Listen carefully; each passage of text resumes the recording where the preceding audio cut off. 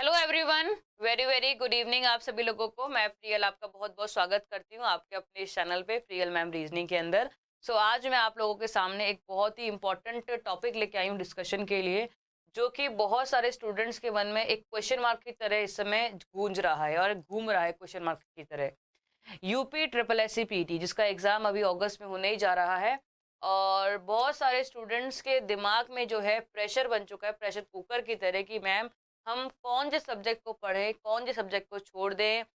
मतलब इतने 11-12 सब्जेक्ट्स हैं, किस सब्जेक्ट को कवर अप करें, किस सब्जेक्ट को छोड़ दें, समझ ही नहीं आ रहा। कितना स्कोर करेंगे, हम एग्जाम देने भी जाएं या नहीं जाएं, हमारा यूपीएससी का एग्जाम है, हम उसकी तैयारी करें या फिर UP triple S C PT की तैयारी करें। इतने सारे सवाल आप लोगों के मन में हैं। तो आज मैं आप लोगों के सामने सारे क्वेश्चंस का जवाब देने वाली हूँ कि क्या आपको UP triple S C PT का एग्जाम देने जाना चाहिए या नहीं जाना चाहिए। अगर आप यूपीएससी की तैयारी कर रहे हो तो क्या आपको UP triple S C PT देना चाहिए, उसकी तैयारी अलग से करनी चाहिए या नहीं चाहिए। अगर आप UP triple S C PT का एग्जाम भी देने जा रहे हो तो आपको किन सब्जेक्ट्स पे फोकस करना चाहिए जिससे आपका जो एग्जाम है वो प्रॉपरली क्वालिफाई हो जाए, आपको जो सर्टिफिकेट मिलने वाला है उस सर्टिफिकेट में आपको पास लिखा हो और आपकी अच्छी मेरिट भी बन जाए।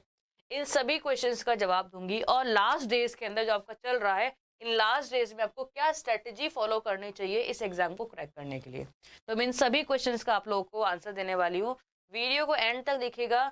इस वीडियो के एंड होने से पहले पहले आपके दिमाग में इतनी ज़्यादा क्लैरिटी आ जाएगी कि आप आराम से UP triple S C PT का एग्जाम देने भी जा पाओगे और यूपीएसआई का एग्जाम क्रैक करने की आपके अंदर हिम्मत भी आ जाएगी इस वीडियो के बाद। तो स्टार्ट करते हैं हम लोग आज की वीडियो को। सबसे पहले है डाउट नंबर 1 है कि UP triple S C PT का हम एग्जाम देने जाएं या नहीं जाएं। आप सभी को ये पता ही है, सरकारी नौकरी मिलना एक बहुत ही बड़ा टास्क हो चुका है आज के टाइम पे। तो आप लोगों को मैं सजेस्ट यही करूंगी कि UP triple S C PT का एग्जाम देने जरूर जाइएगा। चाहे अगर आप यूपीएससी का एग्जाम दे रहे हो, यूपी ट्रिपल एस सी का कुछ मत पढ़ के जाना, कुछ मत पढ़ के जाना, लेकिन एग्जाम देने जरूर जाइएगा UP triple S C PT का, क्योंकि इसका सर्टिफिकेट जो है वो 1 ईयर के लिए वैलिड रहेगा और ये इन फ्यूचर आपके लिए काम आ सकता है। तो एग्जाम देने जरूर जाइएगा आप लोग। ठीक है। अब नेक्स्ट चीज है, यूपी ट्रिपल एस सी का सिलेबस इतना बड़ा है, हमारे पास 11-11 सब्जेक्ट्स हैं। उन सब्जेक्ट्स को हम कैसे कवर अप करें, तो इसके बारे में छोटी छोटी चीजें बताऊंगी, वहां से आप देखिएगा। देखो, अगर आप देखोगे तो सब्जेक्ट्स के बारे में कुछ इस हिसाब से है कि जो जीके का पोर्शन है आपका, जीके कैसा है, स्टैटिक जीके है, करंट अफेयर्स है, हिस्ट्री है, पॉलिटी है, इकोनॉमिक्स है, साइंस है, ज्योग्राफी। इनका वेटेज भी कुछ ऐसा है कि स्टैटिक जीके 10 मार्क्स की है, करंट अफेयर्स 10 मार्क्स का, हिस्ट्री 10 मार्क्स की, और ये सब सब्जेक्ट 5-5 मार्क्स के हैं। फिर हम मैथ्स और रीजनिंग की बात करें तो मैथ्स और रीजनिंग कुल मिला के 30 मार्क्स की है, जिसमें 5 मार्क्स का है मैथ्स और रीजनिंग है 25 मार्क्स की। जो आपका डीआई आता है वो डीआई आपके रीजनिंग में इंक्लूड होता है, इसलिए कुल मिला के आप मानिएगा 25 मार्क्स की रीजनिंग हो जाएगी और मैथ्स हो जाएगी 5 मार्क्स की। इंग्लिश हो गई आपकी 5 मार्क्स की और हिंदी हो गई आपको 15 मार्क्स की। तो ऐसे कुल मिला के आपके पास 11 सब्जेक्ट्स हो जाते हैं जो आपको पढ़ने होते हैं। पर क्या हमें सभी सब्जेक्ट्स पढ़ना जरूरी है? नहीं।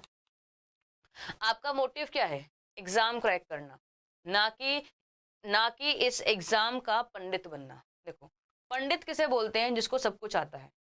हमें सब कुछ आने की जरूरत है ही नहीं, हमें केवल मोटिव हमारा है। देखो, मोटिव ध्यान रखिए, या तो आपको उस सब्जेक्ट का, उस एग्जाम का एकदम पंडित बनना है, हमें सब कुछ आना चाहिए, या फिर आपको एग्जाम क्वालिफाई करके पतली गले से निकल लेना है। हम एग्जाम क्वालिफाई करने के बाद पतली गले से निकलने वालों में से हैं, और उन्हीं के लिए मैं ये वीडियो बना रही हूँ कि आपको एग्जाम क्वालिफाई करके कैसे निकलना है उस गली से। देखो, आपने क्या देखा, एक सेकेंड, आपने क्या देखा, जीके में इतने सब्जेक्ट्स हैं, सब्जेक्ट इतने सारे हैं। अब जो टीचर या फिर जो भी आप मान के चलेगा जो आपको जीके पढ़ाता है, तो आपको यही सजेस्ट करेगा कि बच्चों जाइए पढ़िए, हिस्ट्री पढ़िए, पॉलिटी पढ़िए, इकोनॉमिक्स पढ़िए। जो साइंस का बंदा होगा, जो साइंस पढ़ाता होगा, वो क्या बोलेगा? साइंस पढ़ो, ज्योग्राफी पढ़ो। पर मैं आपको एक बात सजेस्ट करूंगी, हमें जाना किस हिसाब से है? वेट एग्जाम में क्वेश्चन के वेटेज के हिसाब से, और वो सब्जेक्ट पढ़ना है जो हम इजीली कवर अप भी कर सकते हैं और जिसमें मार्क्स भी ज्यादा हम गेन कर सकते हैं। तो इन सब सब्जेक्ट्स को देखिए। आप देखोगे यहाँ पे सब्जेक्ट्स को देखोगे आप, तो आपको क्या दिखेगा कि इन दो सब्जेक्ट्स का सबसे ज्यादा वेटेज है। करंट अफेयर, स्टैटिक जीके का 10-10 मार्क्स, यानी कि 20 मार्क्स आपके यहीं से कवर अप होते हैं। ठीक है, होते हैं। और इसकी जगह अगर आप नीचे के सब्जेक्ट्स पढ़ोगे, इनको पढ़ोगे तो यहाँ पे 4 सब्जेक्ट को कवर अप करने के बाद आपके 20 मार्क्स कवर अप होंगे। तो आप इतने तो होशियार हो ही, मतलब 18 साल से ऊपर के हो, बालिग हो आप सभी लोग, इतना तो आपको जानकारी है ही कि ये 2 सब्जेक्ट्स पढ़ना आसान है या फिर ये 4 सब्जेक्ट्स पढ़ना आसान है। इतना बताने की जरूरत नहीं है मुझे आप लोगों को कि ये 2 सब्जेक्ट्स आपके लिए पढ़ना आसान है या फिर ये 4 सब्जेक्ट्स पढ़ना आसान है। ऑब्वियस सी बात है, ये 2 सब्जेक्ट पढ़ना आप लोगों के लिए आसान है, तो इसको हम क्यों पढ़े? हम नहीं पढ़ेंगे, हम नहीं पढ़ेंगे इसको, हम इस पे ध्यान देंगे। इसके अलावा हम इसके अंदर एक हिस्ट्री को भी ध्यान देंगे क्योंकि ये भी 10 मार्क्स की है। तो कुल मिला के आपका जीके के अंदर आप देखोगे 30 मार्क्स कवर अप हो जाएंगे आपका बिना कोई झिकझिक के। 30 मार्क्स कवर अप हो गए। मैं बताऊंगी आपको कहाँ पे कितना आपको पढ़ना है, किस सब्जेक्ट पे आपको ध्यान देना है और किस तरीके से पढ़ना है, ठीक है ना। यहाँ इन 4 सब्जेक्ट को पढ़ने के बाद आपके 20 नंबर कवर होते हैं और ये 4 सब्जेक्ट्स में आपको कम से कम 1 साल लग जाएगा। पॉलिटी खुद में ले लेगी, अगर थ्योरी पढ़ोगे, क्वेश्चन करोगे तो आपको कम से कम 1 महीने लग जाएगा, कम से कम थ्योरी पढ़ने में। उसके बाद जरूरी भी नहीं है कि 5 क्वेश्चन आ रहे हैं आपके कि 5 में से 5 सही भी हो जाए, वो भी जरूरी नहीं है। तो हम ऐसा रिस्क क्यों ले, इतना पढ़ के भी जाए और ऐसा भी हो कि भाई हमें आए या नहीं आए। आप देखिए करंट अफेयर्स को देखिए, करंट अफेयर ऐसी चीज होती है, अगर आपने कभी एक बार देख लिया होगा करंट अफेयर वाला, तो अगर एग्जाम में आता है वो क्वेश्चन तो आप करके ही आएंगे, करके ही आओगे। दूसरी बात ये है, करंट अफेयर्स आपको 1 साल का पढ़ना होता है, 1 ईयर का करंट अफेयर पढ़ना होता है। 1 ईयर में भी 6 मंथ्स का बहुत अच्छे से पढ़ना होता है शुरुआत के, और बाद के 6 मंथ थोड़ा सा कम कम पढ़ोगे तो काम चलता है। ऐसा कहानी होती है, यही कहानी होती है। तो ये पढ़ना हमारे लिए आसान है, स्ट्रेटेजी पढ़ना हमारे लिए आसान है। स्ट्रेटेजी में कुल मिला के 20-22 पॉइंट्स होते हैं, वो रट लीजिए, काम हो गया आपका, खत्म। अब देखो यहाँ पे मैथ्स और रीजनिंग में, जब पता है आपको मैथ्स जो आ रही है 5 नंबर की आ रही है, तो हम क्यों पढ़े? हम मैथ्स को जब पढ़ेंगे ना, जब हम सब कुछ पढ़ लेंगे तब समय बचेगा तो हम मैथ्स पढ़ेंगे। तो मैथ्स क्यों पढ़ेंगे? नहीं पढ़ेंगे हम पढ़ेंगे रीजनिंग की। रीजनिंग आ रही है 25 नंबर की। ऐसा मत सोचना कि मैं रीजनिंग पढ़ाती हूँ इसलिए आपको बोल रही हूँ, ये सच बात है। अगर आप इस सच से नहीं जानते तो याद रखिएगा, यूपी के एग्जाम्स में रीजनिंग का बहुत बड़ा रोल रहता है। एक तो रीजनिंग और एक हिंदी, 2 सब्जेक्ट्स ऐसे हैं जो यूपी के हर एक एग्जाम में जो बहुत बड़ा रोल प्ले करते हैं। अगर आप ये 2 सब्जेक्ट पढ़ के चले जाओ, बाकी सब छोड़ दो, तो भी आप पास हो जाओगे, ठीक है। रीजनिंग आती है आपके 25 नंबर की, तो हम इसको पढ़ेंगे ना, रीजनिंग को पढ़ेंगे। मैथ्स को जब पढ़ेंगे जब सब कुछ पढ़ लेंगे। एक तो मैथ्स पढ़ने में समय लगता है, इतने टॉपिक्स पढ़ो और आएगी फिर भी 5 नंबर की, तो क्यों पढ़े भाई? इससे बड़े तो 5 नंबर कहीं और से लेके आ जाएंगे हम, ठीक है। इंग्लिश आती है 5 नंबर की, आप पढ़ोगे पूरे साल भर फिर भी इंग्लिश आएगी नहीं आपको, और इंग्लिश आती है फिर 5 नंबर की, 5 में से आएगा आपका 1 नंबर, तो 1 नंबर के लिए इतनी इतनी सारी मेहनत क्यों करें? नहीं पढ़ेंगे भाई हम इंग्लिश भी, नहीं पढ़ रहे। हम पढ़ेंगे हिंदी, हमारी मातृभाषा, हमें समझ में भी जल्दी आती है और हमसे हो भी जाएगी, तो हम वो 15 नंबर पढ़ेंगे। 15 नंबर पढ़ लिया हम लोगों ने। तो कुल मिला के आप देखोगे, अगर आप ओवरऑल देखोगे, हमने रीजनिंग पढ़ी 25 नंबर की, जीके पढ़ी 10 नंबर की, करंट अफेयर्स पढ़े 10 नंबर के, हिंदी पढ़ी 15 नंबर की, हिस्ट्री पढ़ी 10 नंबर की, कुल मिला के 70 मार्क्स हो गए।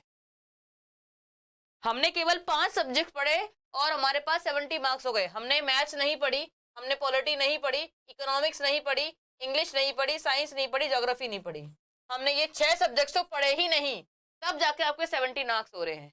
इसे बोलते हैं हम लोग स्मार्ट स्टडी, इसे बोलते हैं हम लोग स्मार्ट स्टडी। क्या बोलते हैं? स्मार्ट स्टडी बोलते हैं। और यही आपको करना है, आपको सही रणनीति का यूज करना है कि आपको पता होना चाहिए किस सब्जेक्ट को पढ़ने से कितना एग्जाम में वहां से आता है और कितना आप कवर अप कर सकते हैं। अब ये मत सोचा करो कि भाई देखो, होता ही है ये चीज, अगर मैं आपको एक सब्जेक्ट पढ़ाती हूँ तो अगर मैं ये बोलूँ भाई ये सब्जेक्ट से पढ़ने से ज्यादा आएगा, तो मेरे बोलने से नहीं होगा। ये आप खुद देखिए, क्या उस सब्जेक्ट से इतने नंबर कवर अप होते हैं या नहीं भी होते हैं। ये मैंने आपको एकदम पूरा बाइफरगेट करके बताया हुआ है कि कहाँ पे कितने नंबर कवर अप हो सकते हैं, आपको कहाँ से क्या करने पे, ठीक है। तो ये आपको स्ट्रेटेजी फॉलो करनी है। उम्मीद करती हूँ इस वीडियो के बाद आपको इतना समझ में आ चुका होगा कि आपको यूपी ट्रिपल एससी पीटी के लिए घबराने की जरूरत नहीं है। देखो, अगर आप एग्जाम देने जाते हो तो आपके फायदे में ही हो, क्योंकि ये सब चीजें आपको यूपीएसआई में भी एज इट इज पढ़नी है, एज इट इज चीजें पढ़नी यूपीएसआई के अंदर भी, तो आपको अलग से कुछ नहीं पढ़ना पड़ेगा। मैंने आपको इसलिए इतनी बातें बताई जिससे कि आपको ये ना लगे कि भाई हमें यूपीएसआई के अलावा अलग से कुछ पढ़ना पड़ रहा है, नहीं। वही चीजें हैं जो यूपीएसआई में आप कवर अप करेंगे, वही यहाँ पे कवर अप करनी। इसलिए जो बच्चे यूपीएससी का एग्जाम देने जा रहे हैं, अगर वो बिना किताब उठाए, बिना यूपी ट्रिपल एससी का पढ़े अगर आप जाते हो तो भी आप पास हो जाओगे, लिख के ले लो, पास हो। अगर यूपीएसआई के लिए तैयारी जी जान से कर रहे हो तो यूपीएसआई वालों को घबराने की जरूरत बिल्कुल भी नहीं है। आप बिना पढ़े जाइए, आप एग्जाम क्लियर करके ही आएंगे, ये लिख के ले लीजिएगा। इसके अलावा आप लोगों को बता दूं मैं